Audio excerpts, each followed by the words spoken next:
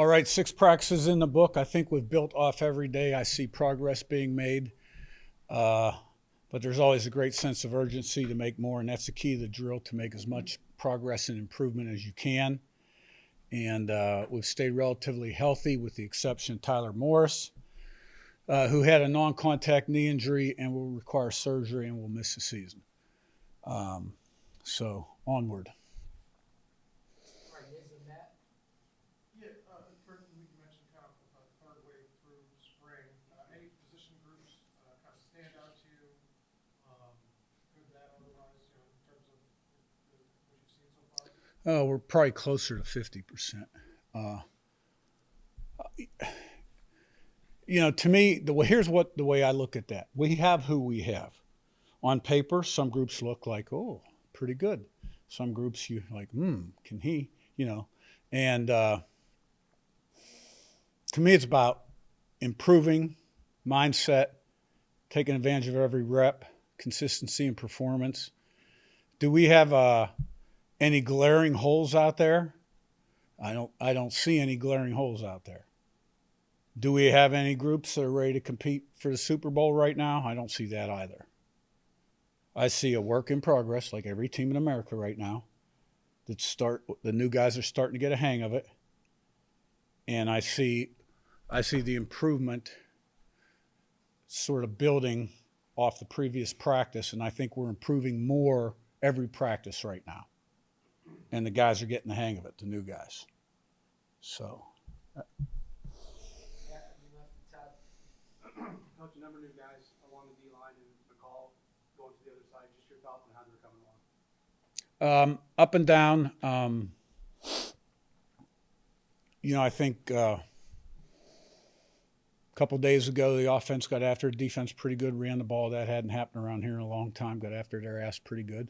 And they responded the next day and controlled the line of scrimmage and put pressure on the quarterback and had a great day. And we'll see. I got to look at the tape to see how they did today. But we got capable guys, and, so they responded to the challenge. Like I've told you guys a number of times, the transfers that come in, the first half of spring ball is such an adjustment for them.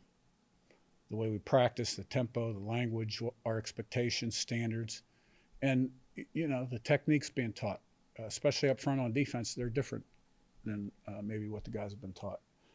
Second half of spring, you see a different kind of guy.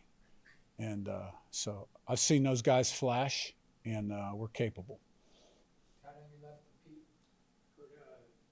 E.J. Williams, story of fighting through injuries. He was in the portal, which you explained that situation before.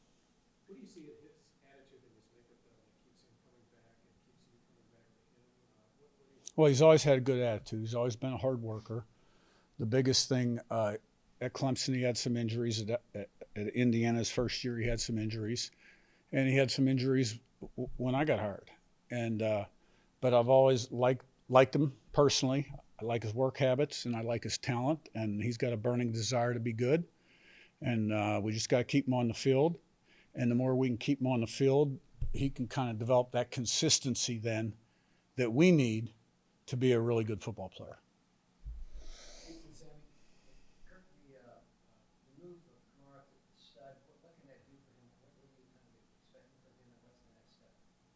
He played stud early in his career at JMU. His freshman year, he started as a true freshman. So a few more one-on-one pass rush opportunities, maybe not having to slide down inside, play inside a tackle with a 4 technique quite as much at that position as you do at field end. Your field end needs to be a little bigger guy in our defense.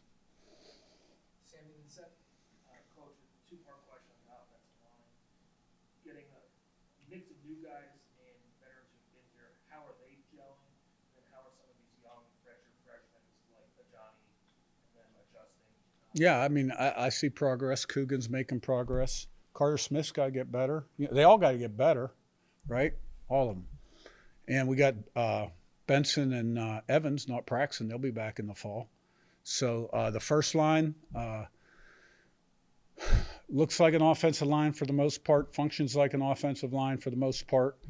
Got to continue to get better, working together, calls, a lot of multiples up front. for an offensive lineman. Some of the techniques are a little different for some of the newer guys. Some of the younger guys, I see progress. Johnny's made some progress.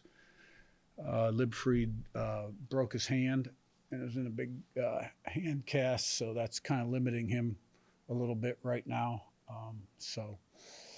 Wilkin has done a nice job. Merrick has done a nice job. Seth and Zach. Kurt, with Tyler going down, like you mentioned, first off, I guess what happened there was that just a freak play, and then when you look at what else you have at wide receiver, I guess how do you feel about the depth, the rest of the depth you have? Yeah. Is that an area you may look to readdress in the portal? Well, we're thin number-wise, that's for sure, right now, and we're going to bring a number of walk-ons in the summer, in the fall camp, so we got enough. But, and I think the freshmen in time will be okay. Kendrick and Bond are with us right now.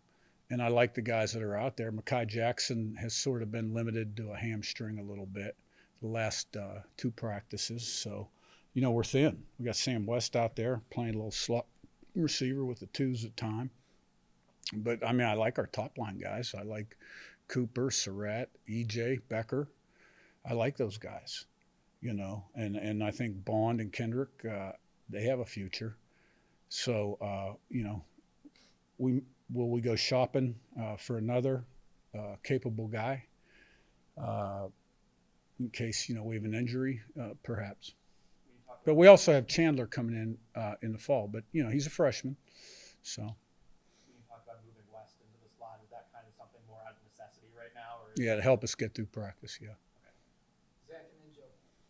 Coach, talking about the tight ends, how comfortable and confident are you with them acting as both an extension of the offensive line and as pass catchers so far?